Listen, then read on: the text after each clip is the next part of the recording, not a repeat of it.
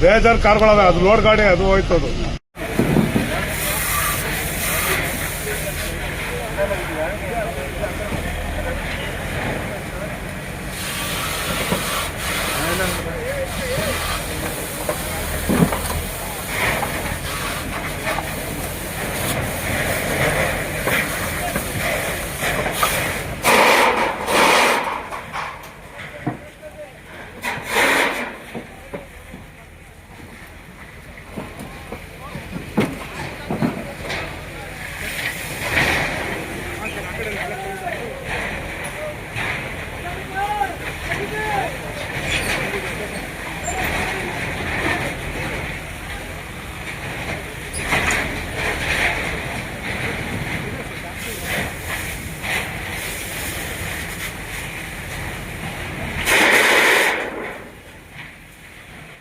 ತಕ್ಷಣವೇ KB phone ಮಾಡಿ ಎಲ್ಲ ಕರೆಂಟು ಸುತ್ತಮುತ್ತಲೂ ಆಫ್ ಮಾಡಿಸಿ, ವಿದ್ಯುತ್ತನ್ನು ಆಫ್ ಮಾಡಿಸಿ.